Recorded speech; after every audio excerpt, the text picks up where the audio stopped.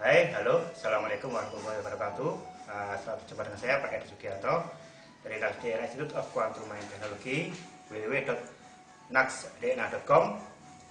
Sahabat, dalam kesempatan kali ini saya akan sedikit sharing mengenai apa sih hakikatnya daripada khodam, sahabat virtual, dan juga guru gaib ya. Berbicara mengenai khodam itu selalu mereka atau orang-orang ya di luar sana berbicara bahwa ini nggak boleh, ini haram dan sebagainya. Sebenarnya yang nggak boleh itu apa sih? Kalau yang saya pelajari dari beberapa literatur maupun dari Quran dan sebagainya, sebenarnya yang nggak boleh itu meminta tolong kepada jin dan setan. Itu intinya. Jadi yang tidak dibolehkan adalah meminta tolong kepada jin dan setan, ya. Sedangkan khodam sendiri beda hakikatnya. Khodam, ya, selama ini dipahami sebagai pembantu yang disuruh-suruh. Itu kan memang makna daripada khodam kan dari bahasa Arab, ya, maknanya disuruh-suruh. Nah, inilah yang kemudian menjadi kesalahkaprahan di situ, ya. Sebenarnya kalau berbicara mengenai makhluk gaib yang berinteraksi dengan manusia, bahkan Rasulullah pun berinteraksi dengan makhluk gaib, ya kan? Rasulullah punya guru gaib yang sebenarnya siapa? Malaikat Jibril. Malaikat Jibril itulah sebenarnya guru gaib daripada Rasulullah atau mentor spiritual yang mengajar spiritual kepada Rasulullah sehingga beliau seperti itu, ya kan, mencari pendidikan spiritual, menjadi seorang tokoh besar, menjadi nabi kita, junjungan kita, ya kan. Ada tokoh, ada mentor spiritual yang mengajari beliau, ya. Itulah malaikat Jibril, ya kan. Kalau ada melihat cerita pewayangan, ada Bambang Ekalaya, ya, yang dia menggunakan imajinasinya menggambarkan sosok Dodam menjadi sebagai guru spiritual, itu juga sosok spiritual, sosok gaib, ya. Jadi sebenarnya manusia itu kalau bicara berinteraksi dengan makhluk gaib atau sosok gaib sudah biasa. Yang tidak boleh sebenarnya adalah meminta tolong kepada jin dan setan. Ya, hakikatnya di situ. Dalam kode etik yang saya pahami dari Rasulullah adalah bahkan Rasulullah pun tidak meminta tolong kepada malaikat. Ada sebuah kisah di mana saat itu Rasulullah berdakwah ya kepada sebuah kaum, ya. Dan di situ Rasulullah dibully, ya kan, sampai dilempar sampai giginya tanggal, ya, ompong seperti saya mungkin, ya, sampai giginya tanggal. Nah, saat itu malaikat Jibril datang memberi tahu kepada Rasulullah, ya Rasulullah, apakah boleh saya timpa dengan gunung, ya kan, mereka kaum yang jahat itu kan. Rasulullah berkata apa? Tidak perlu. Ya memang seperti itulah, ya.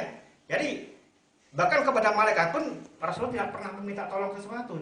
Rasulullah minta kepada Allah, itu loh. Kode etiknya di situ sebenarnya.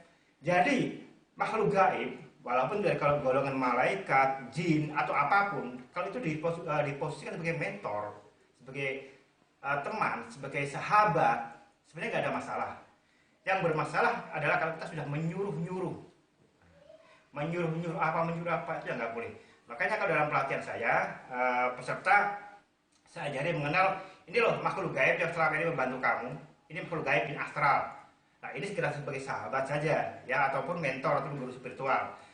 Nah, kalau untuk makhluk gaib yang bisa disuruh, nah itu kita ciptakan sendiri, namanya sahabat virtual atau kembaran diri virtual. Itu yang bisa kita suruh, bisa kita suruh untuk jaga rumah, bisa kita suruh untuk supaya dagang kita laris dan sebagainya. Banyak ya terkait dengan kemampuan daripada sahabat virtual. Jadi itulah sebenarnya ya dua fungsi daripada entitas gaib yang menemani kita, yaitu satu sebagai mentor dan sahabat, dan kedua sebagai yang disuruh. Yang disuruh ini kalau dalam Naxdna bukan dari makhluk astral, tapi dari makhluk yang memang kita ciptakan sendiri dari kekuatan daya cipta kita sendiri, ya. Para cipta rasa kasa kita satukan, kita bentuk sebuah sosok makhluk. Nah, itu ada caranya. Nah, itu akan saya ajarkan di pelatihan, ya. Dan berbicara mengenai khodam atau makhluk-makhluk gaib, walaupun ada anti khodam sekalipun, anti makhluk gaib sekalipun, di dalam diri Anda itu juga pasti akan diikuti. Kenapa? Setiap perbuatan kita, setiap amalan kita akan berulang-ulang, apapun amalan itu, ya, baik itu amalan positif maupun amalan negatif, perbuatan positif maupun perbuatan negatif yang kita lakukan berulang-ulang, itu akan memancarkan aura atau bion-bion khusus, ya. Dan bion-bion khusus akan mengkristalisasi membentuk sebuah makhluk wujud, gitu, ya. Jadi umpamanya Anda rajin taktil baca Quran tiap hari, rutin istiqomah. Walaupun menurut Anda ini bukan amalan ya sesuai dengan yang diajarkan Rasulullah. Itu sebenarnya kalau ada lakukan secara istiqomah rutin, ya, itu juga akan muncul sebuah kristalisasi daripada auranya akan muncul dan akan muncul sosok makhluk tertentu. Karena setiap ayat sama huruf itu ada khodamnya, ada nurnya. Nah, selama makhluk gaib itu tidak Anda suruh, tidak ada minta sesuatu, itu nggak ada masalah itu. Kalau sebenarnya ada kata mereka muncul, terus kemudian memberikan ini itu atas karena ke perintah Allah, itu ya nggak ada masalah, sah-sah saja. Yang penting tidak ada suruh-suruh, itu aturannya. Ya. Jadi walaupun Anda anti khodam, anti hal gaib sekalipun, makhluk gaib itu bisa muncul. Karena itu memang karena kita hakikatnya manusia adalah makhluk spiritual. Hakikatnya kita adalah makhluk gaib. Rohaniah kita ini gaib. Fisik kita ini hanya sekedar kendaraan kita selama di dunia ini saja. Kalau sudah mati sudah jadi tanah ini kan. Hakikatnya kita adalah makhluk spiritual yang mengalami pengalaman fisik, gitu kan ya. Jadi karena kita adalah makhluk spiritual yang menarik energi spiritual, energi gaib ya biasa. Gitu.